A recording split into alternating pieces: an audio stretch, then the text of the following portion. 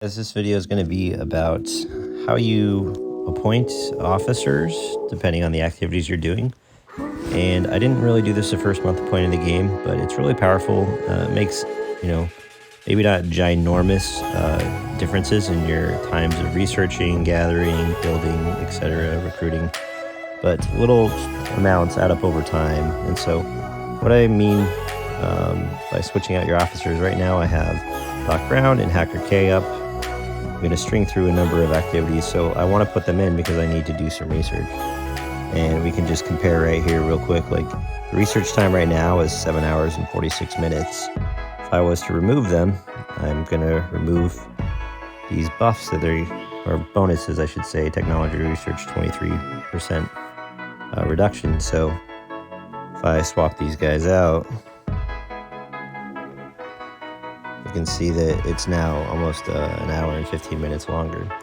So obviously, if you're going to bed at night, you don't care if it's 9 hours versus 7 hours, but these types of things are good to be in the habit of doing. And so for the research, I'm going to appoint these guys. I'm going to come do, let's see.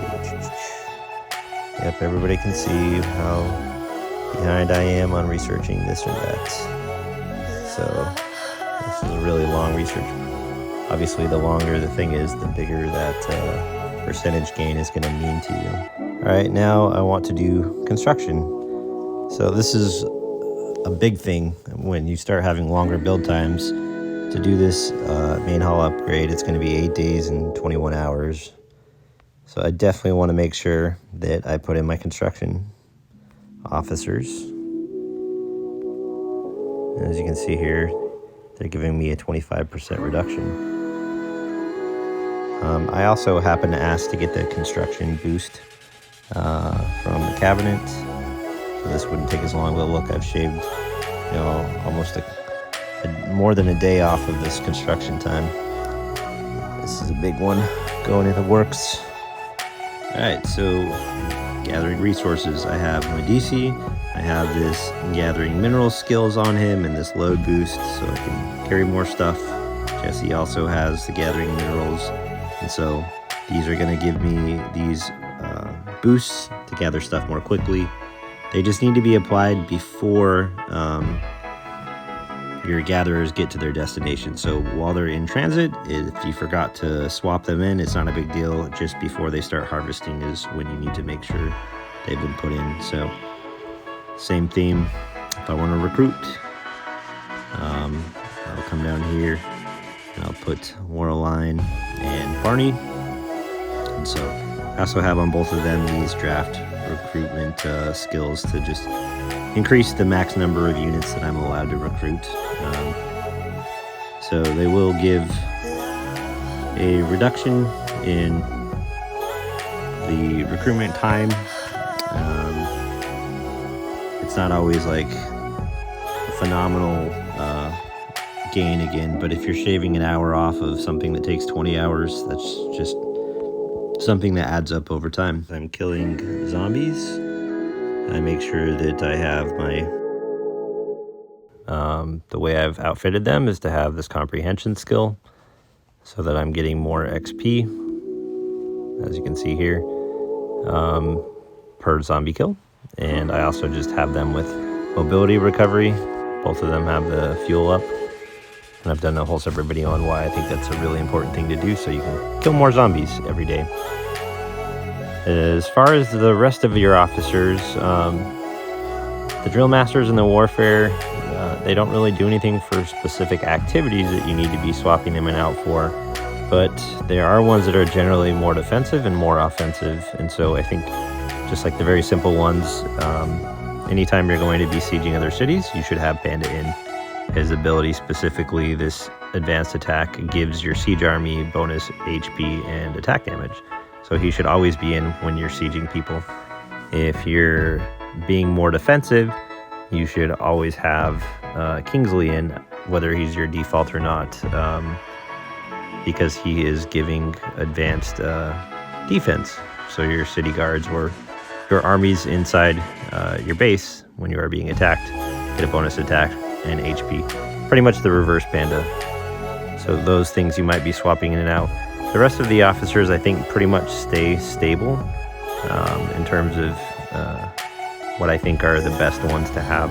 Things I'll just talk about when it comes to officers, and I'm not a pro, so take the advice I give as such, but I think it's important to have default officers, at least when it comes to director and the strategies, because again, when you're doing the swapping in and out, it's easy sometimes that you could forget which officers that you had in. And so I've chosen to have Ginger and Medici as my default directors. So if I do forget to do something, it's more likely that I didn't forget to get a construction bonus, because that tends to take the most amount of time of all the activities that I feel like I engage in. So I have them as my default officers, so it's less likely I ever have them not in when I go to build a building.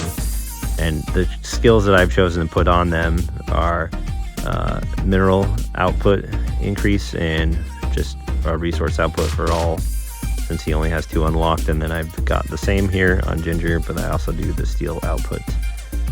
So I'm just producing naturally more minerals at home, and having a 25% boost to your mineral production is great, since those are hard to come by currently in our world. Not as many people always have them, and if they do, they're guarding them or they're using them quick. I have Morgan and Brave Star is my default strategy officers. Morgan gives me a large attack fleet bonus, so I can take 13% more units in my fleet. And then Brave Star, man, I'm always going to mess that up. He gives me this increased wounded units, so I essentially have a hospital that is 30% larger than it normally would be.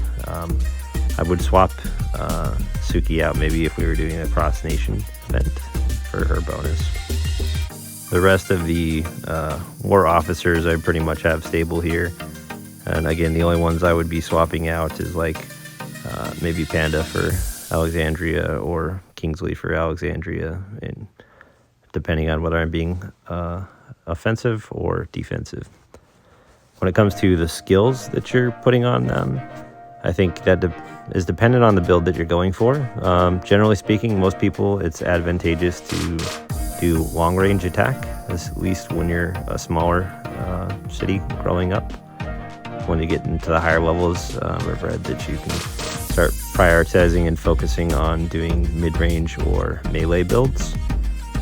So most of my officers, if I have a long-range attack skill, these are not always easy to get. They don't drop with the greatest frequency. But ideally, you would have a long-range attack on all 6 of your warfare officers, and then maybe a long-range expert, which gives attack and HP, but not as much attack as the long-range attack itself. And then being able to put melee HP is a good skill to have on them as well, so that you're getting a tankier front line to buy your back line more time to do damage. And then people like Kingsley, if he's primarily going to be in when you're defending or you're expecting to be attacked, it makes sense to put skills on him that boost, the attack or the HP of your city guards at home.